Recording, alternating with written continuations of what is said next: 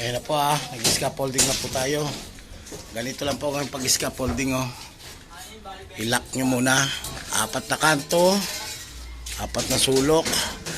At huliin nyo po yung kung saan tapat ang poste nyo, no? Papagitnaan nyo po yan. 1 metro. Pwedeng 120. Ang laki.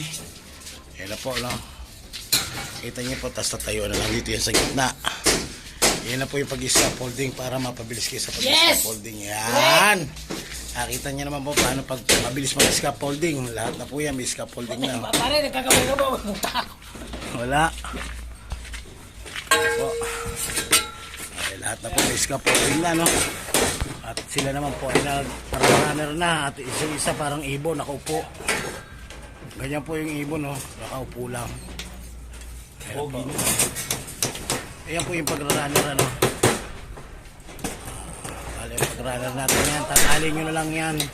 Gamit ang tubo, tatalian nyo na lang po ang alambre. Forma, bubutasan nyo po. Yan. O, tatali sa ilalim. Yan. Ganyan lang po kasimple.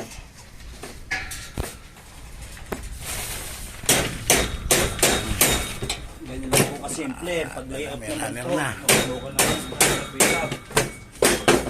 Yan, dyan po papatong ang biga natin. Gaya po nito. Ay, nakapatong na yung biga natin. Biga na sila.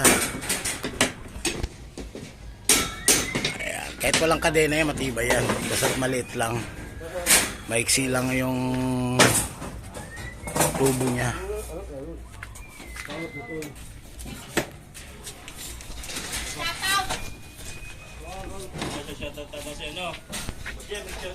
Ayan lahat na po yan